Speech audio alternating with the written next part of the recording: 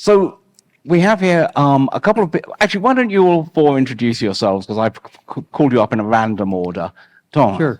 Tom Marshburn. I'm Chief Astronaut and Vice President of Human Factors Engineering for Sierra Space, which is a leading commercial space company, and Defense Tech Prime. We're building platforms in low Earth orbit to benefit life on Earth.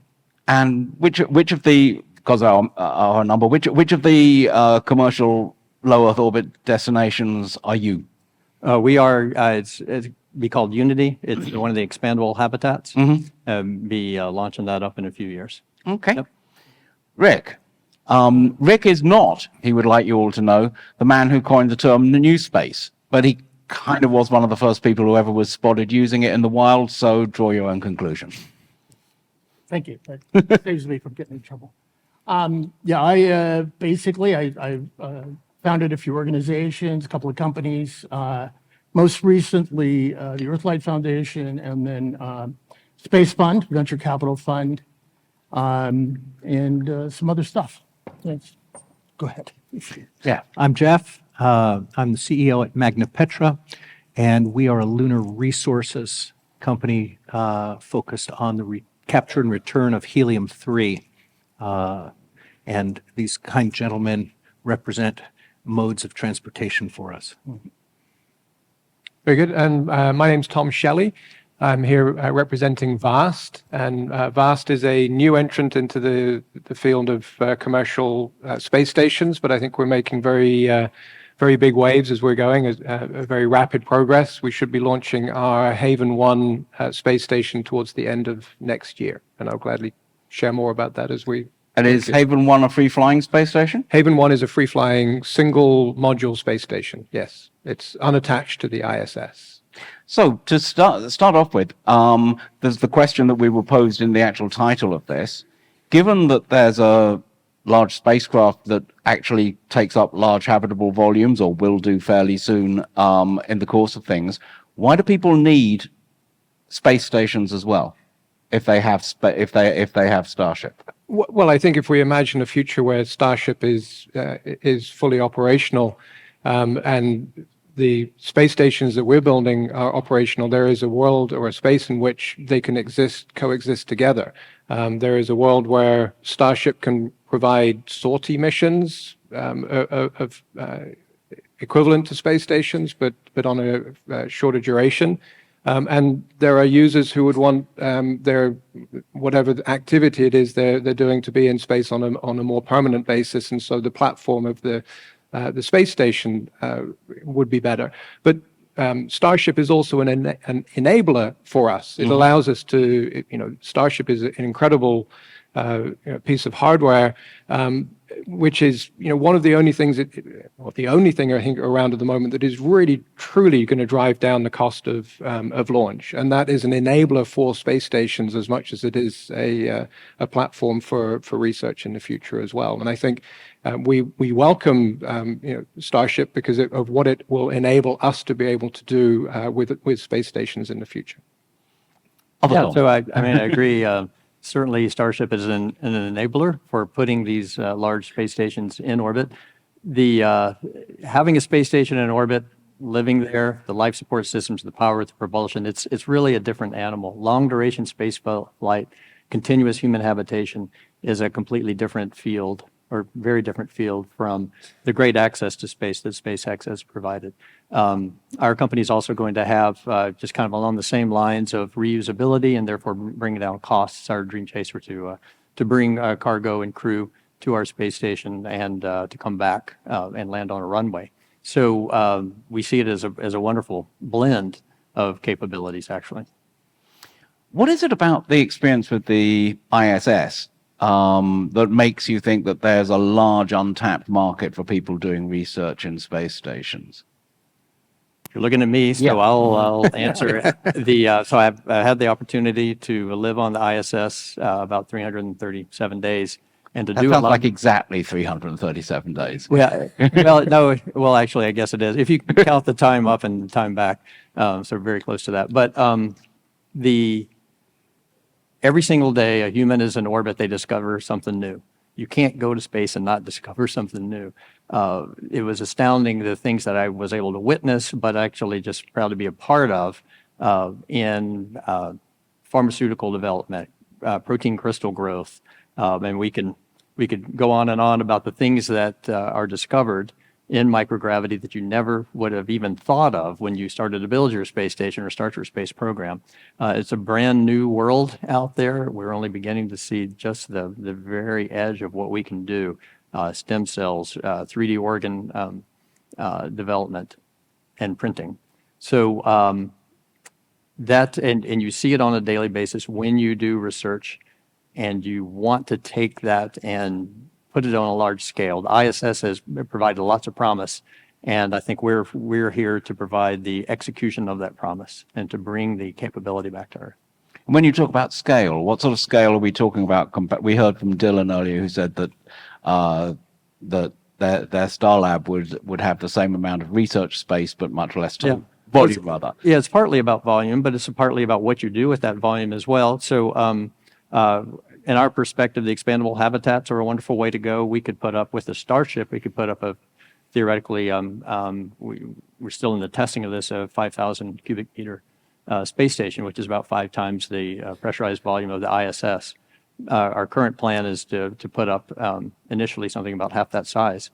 But what you can do with it, especially when you're not constrained to rack sizes and these modules that are brought up by launch vehicles and constrained to the size of the launch vehicle, then you can produce things on a massive scale, whether it's tissue chips or drug candidates, treatment candidates, cell lines that are candidates for reproducing on the Earth so you can produce drugs more quickly.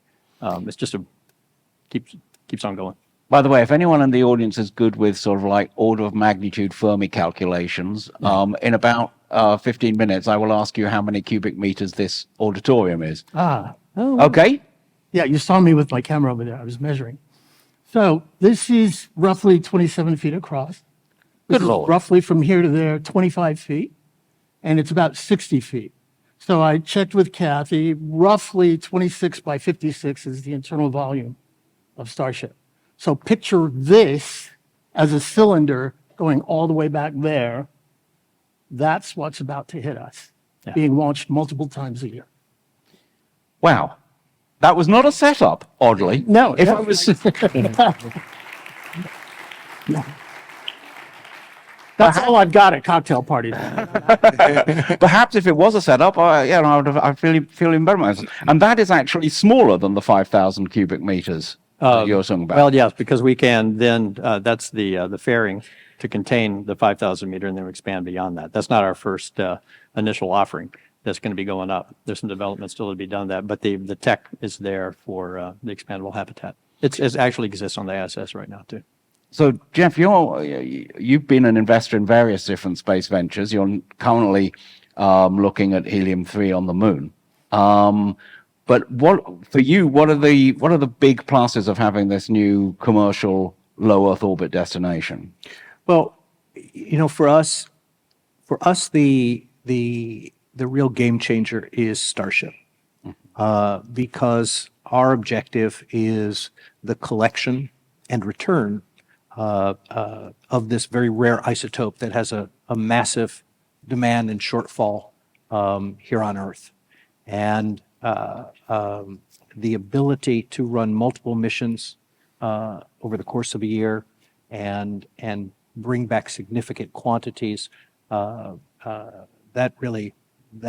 a terrific driver for us. I will say that we've looked at and we're evaluating the sort of depot capabilities of some of these stations, and particularly Sierra's Dream Chaser as a down mass vehicle. Has a lot more flexibility and probably surety to us than capsules do. Does the road to and from the moon go through a low Earth orbit space station, do you think? I don't think that it does. I think our first missions are going to be cislunar with iSpace, and sort of a couple times around and off we go. But no, I think that staging is a potential use for the space stations for us. Yeah. Rick, you've been thinking about space stations longer than most of us. Did you expect to get to this place where we have multiple competing commercial views of space stations? No, and it's great. I mean, this is what you call a quality challenge, not a problem, actually. The biggest challenge, the worry, the concern I have right now is that we are, and I'll talk a little more about this tomorrow, but is that we have a space establishment that hasn't grokked or grasped this kind of volume we were talking about, the capability that's about to hit.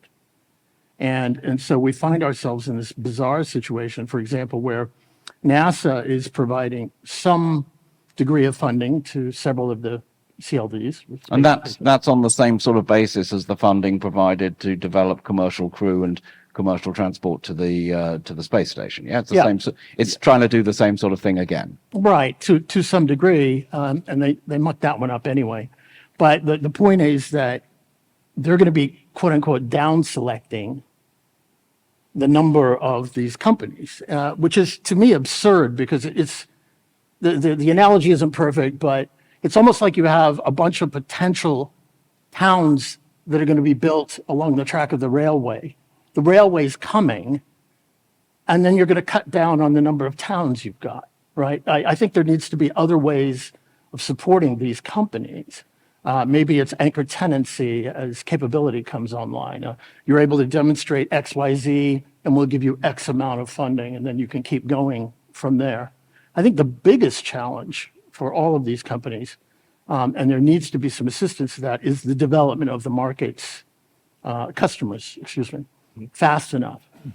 Because that well got poisoned many years ago, for example, when they were doing stuff on the shuttle. Remember the guy with the for sale sign in the back of the shuttle bay, right? And they were trying to be commercial. And what happened was they brought in companies like Johnson & Johnson, and they said, okay, we'll do an experiment for you. And then maybe you'll get to fly, if you get a good result, maybe you'll get to fly within 3 or 4 years to see if you can improve the result and go to the next stage. And so it kind of poisoned the well. Now, it's been a long time. And so I think there can be some revisiting of all of that. But what we need from the governments, ESA, NASA, and the others, is to support these companies and let them get started, get a leg up, well, puns intended, get up there. And then let's see what we can do to grow the potential market. You know, you mentioned biotech.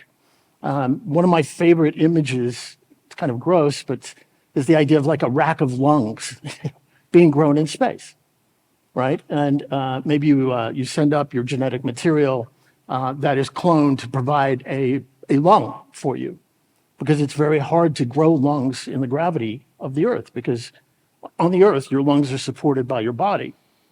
If you take it away, they have to create a structure to grow the lungs. You wouldn't have to do that in space, right? So we need these folks up there so they can come up with ideas. Because I think we have no idea, really, the possibilities until we have multiple people doing multiple approaches. Well, how do you square that with the point that was very nicely brought out on Alec's previous panel? This is not a question, that you don't need just the idea. You need the idea of the scalable. You need something that you can take to market, which at the moment you can't do with artificial lungs unless you're making a sort of like Prometheus sequel or something. What are the markets that Tom Sierra and Tom Vast are most interested in actually cracking with your first offerings? Well, I think one that comes to mind, a good example is Keytruda. You know, it's a cancer drug. You're able to grow, it's demonstrable in just photographs. Anybody that just sees it, it's immediately obvious that if you can grow more perfect crystals, and you can in zero G, you don't have the sedimentation, you don't have all the buoyancy associated with a gravity field, then you can create a drug that suddenly becomes usable by people in their home instead of having to get an IV. You can shake it up, mix it up, and inject it. So that is a huge market. I think it's the most popular cancer drug in the world. So until cancer goes away completely, it's going to be needed. And to have just like a 1 or 2% part of that market is of a great benefit to a company. if you can mass produce it. And that's just one drug. The crystals you can grow are, like I said, are nearly perfect or perfect in space. And that's just one example. I mean, semiconductors, any of your metals, glass, and fiber optics. There's so many different areas in which getting rid of the effects of gravity and taking advantage of weightlessness produces more perfect and better products. With all due respect to astronauts, who are terrific people, is that even better if you have a facility that doesn't have astronauts wandering around it? If you actually, so this is something that I was talking about with Dylan this morning. I can see the need for people for doing the research, but for actually making big crystals of a drug. Yeah, as a matter of fact, some experiments on the ISS would only go on at night when we were asleep because they didn't want us moving around. I think somebody had restless legs, though, because might have been me, bumping the side of the space station. But as they often say, we are certain we are never going to need an astronaut here. That's when you find out you do. And so I certainly pulling people away, taking advantage of robotics. Our companies are doing that because we'll have untended periods of time. We can get greater throughput if we have internal robotics on the inside of our space station. But for instance, the telescope that's on the outside of the space station right now, the alpha magnetic spectrometer. Sam Ting's.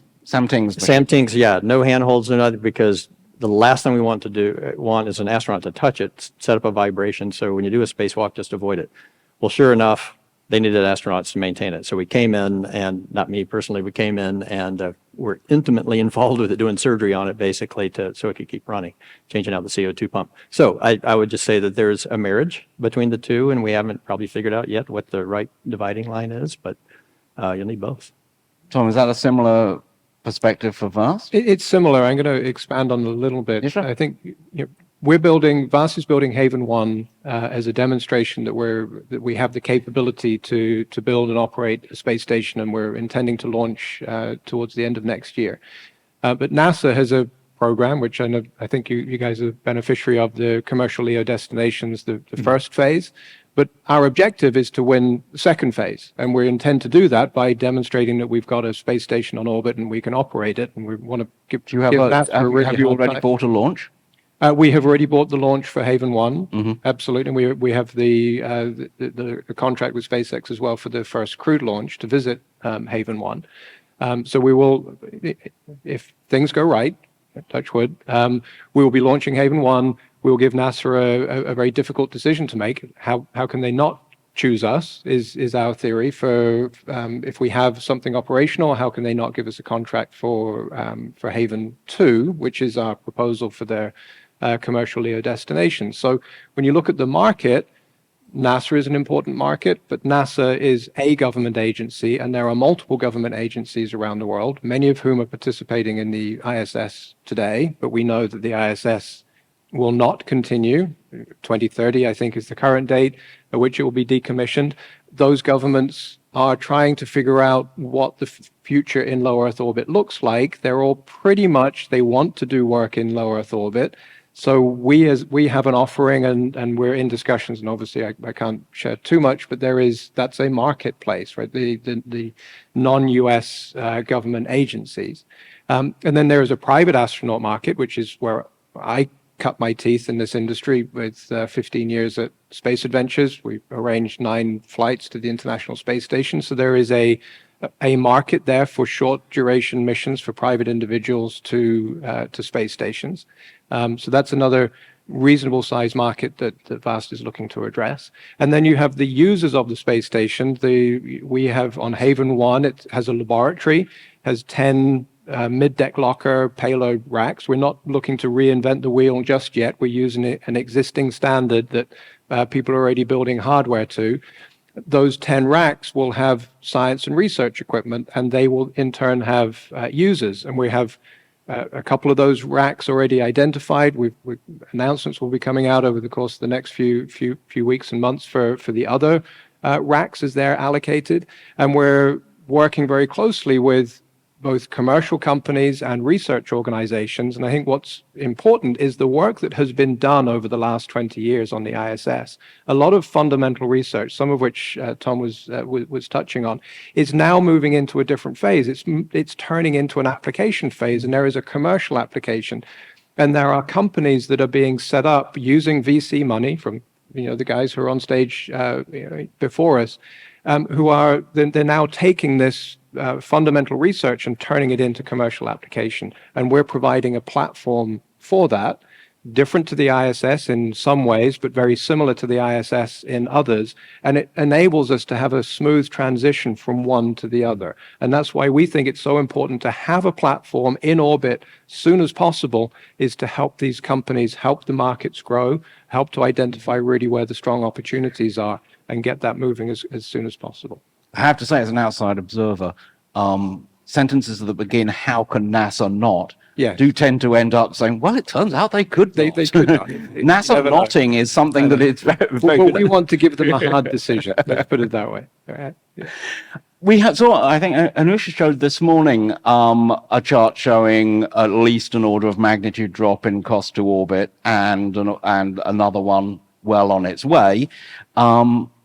What's the actual drop in cost? What's the figure of merit that you want to make cheaper on a space station? Is it astronaut on station hours? I don't know. And how much can you bring that down compared to the ISS? Well, I think I don't think this is a particularly key insight, but cost of launch is one of the key components for a space station or a space station with astronauts. It's the act of getting either supplies there, the station there itself, or the individuals there is a significant component. So as much as we like our friends at SpaceX, we would, of course, welcome the opportunity for that price to come down, because we see it as an enabler in the marketplace for more and greater activity. That more and greater activity, hopefully we can reap greater benefits for companies and life on Earth, as well as for our understanding for deeper exploration of space.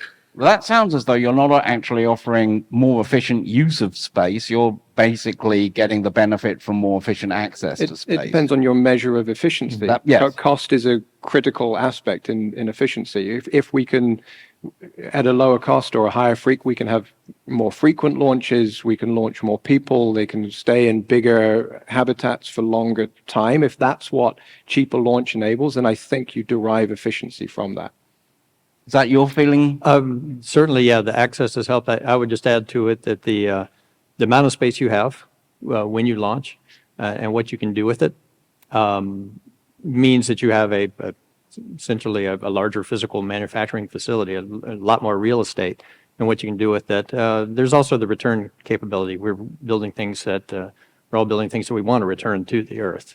And so the Dream Chaser allows us to not only bring it down with about a 1.5 G load, as opposed to the other vehicles I've flown in, the Soyuz, the Dragon, which are a pretty big hit when they come down, to include the parachute opening. We often forget about the parachute opening, which is just, for an astronaut, it's a lot of fun. If you were an ill or injured crew member, you wouldn't think it was so much fun. But and then the ability to land pretty much anywhere where a 737 can land. So you can bring people back to their site of origin. So those are just some other ways. Rick, in the long run, do you think manufacturing or just people is the bigger business for low Earth orbit? Well, you know my bias. I mean, my goal is to expand humanity into space. And frankly, even my mentor, Dr. O'Neill, was looking for the economic rationale to fund that economy when he was doing space solar power in space. So I kind of worked backwards from that. How do we enable it? Things like rotational gravity, things like this, so that we can enable people to live out there. I just have an innate optimism regarding human beings. If we can get them on site, we have no concept of the kinds of creative things that they're going to come up with once we get them out there. And yes, there are arguments for robots. There are arguments for free flyers, for various sorts of, like one of the companies we funded with Space Fund, Space Forge. I think they're here somewhere. They were doing chips in space, and I don't mean English chips, I mean, computer chips. And the idea of doing free flyers, where you would have no disturbance.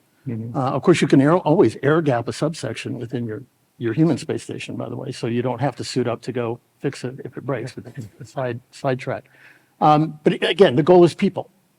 And so we have to get those minds out there and, figure out whatever it takes, to make that happen. And I believe we're going to have different kinds of space facilities. I mean, this idea that all in one, it's kind of interesting because we're locked into this, like NASA, the space station, and then it has guests, and that's like saying a Dow Corning plant is going to have a hotel in the middle of it, or something like that. We're going to see the breaking down into different categories. Stay at the glassworks. I think. Yeah, exactly. You could do it, right? Yeah, we're Firestone. Come stay in our hotel and we'll just make tires. I mean, it doesn't, and so we'll see this breaking down into these different categories as we move forward. Same thing on the moon. Yeah, I was going to comment on the moon, but I can't help thinking that, again, thinking of the panel that Alok just chaired, when you say, well, basically the business cases come secondary because I've already decided that the answer is expanding into space, doesn't that make some of your investors just want to run a mile? You're talking to me. When I put this hat on. I put this hat on, I become the vulture capitalist, and it's a completely different situation. They have to run through the same hoops, etc. But I was actually interested in asking the Toms about this. Is there a sense that that people worry that you're actually selling a vision rather than a facility? Well, we're doing both. I would say the company's been very audacious in the vision, a low Earth orbit infrastructure. But really all you need to do when you talk about the humans, it's the reason why I'm working for the company, for Sierra Space. I saw the inside of the habitat, inflatable habitat, and having been in the gorgeous, beautiful, large ISS, this took my breath away. So I feel like you build it and they'll come. Take the people, show them the size of this, and help them imagine what it would be like to live and work in microgravity in this huge space. And it changes people's minds. So if there have been, I haven't talked to a lot of investors, but if there have been any that walked away, none of them were investors that actually seen the facilities that we're building. Jeff, I actually wanted to come to you because I wanted to put Rick's notion to you. You want to do stuff on the moon. Do you want people there or not? No. You don't? No people. On principle or just unnecessary? Well, you have to feed them. Yeah, it's really our technology is really robotically driven, and there is some risk of these pressure vessels on manned equipment. Or human equipment. So we stay away from that. But I wanted to come back to something that was a topic just a few minutes ago, which is we hope NASA is going to, the concept of the space agencies funding this. This technology that VAST and Sierra have is so terrific, and the opportunity is so massive that the capital markets, the private and public capital markets, are a place to go looking for the money to run this, not hoping that every 4 years you're not going to have a change of administration that's going to be pro or con or political infighting that supports or. And what are the examples you would point to of large, expensive to run research facilities that are run on a purely private basis rather than by governments? Goodness. Because that's what you're suggesting. You're suggesting there's an opportunity here that you need to go to big, deep capital markets for. Well, but people building synchrotrons tend to go to governments. Yeah, they do. But I don't think these guys are doing experimental technology. They're just applying technology in new and inventive ways. But they're selling their technology to people doing research. Right, and again, those researchers, the costs that those drug companies need to fund this research. Maybe that comes from governments. But to build the vehicle, there's adequate capital for that. So the type of research you're talking about is by its nature very centralized because of this particular equipment that is necessary to do a particle accelerator, et cetera. What is more appropriate is how much money do private companies put into advanced research as distributed around the planet? No, So they this put is it the into focus. facilities that they build and use most of Right, it. Big so, shared I mean, facilities, lesser. So just look at any R&D department of a major pharmaceutical or semiconductor company. Oh, yes, no, absolutely. They're big, but they tend to own them for themselves. Right. I'm going to go to one question from Slido, which is basically because I forgot to ask it myself. A lot of the expense of the International Space Station is money spent in Marshall and at Johnson. How do you make running a space station radically cheaper? Or is it because part of the point of Marshall and Johnson is to have people working at them, and that's not your problem? But how do you strip down the operations side? Well, I think it can certainly be done. I imagine any commercial company can think of a lot of ways it could be more efficient. As great as NASA's done, they've set the standard for flight control, astronaut training, et cetera. We could certainly pare it down. And people come into these companies, many of whom have worked in the space industry for the government before, see those efficiencies that you could derive immediately in their companies that they're working for. I don't see that as being a challenge, or maybe a challenge, but not a problem. Tom, what's the ground crew for Haven 1? How many people are working on it while it's up there?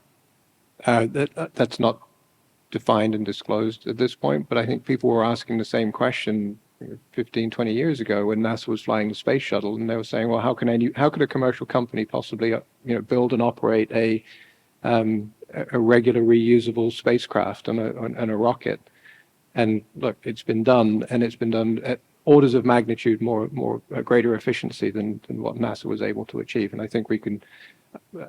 I think we will learn over time if that hypothesis is correct, but I think we as a commercial operator of a space station aim to do it much more efficiently than NASA is doing at the moment. That's a disturbingly on-the-point comment to end with. So we've run out of time, and I don't want to stop.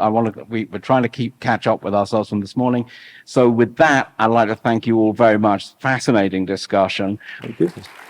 We're now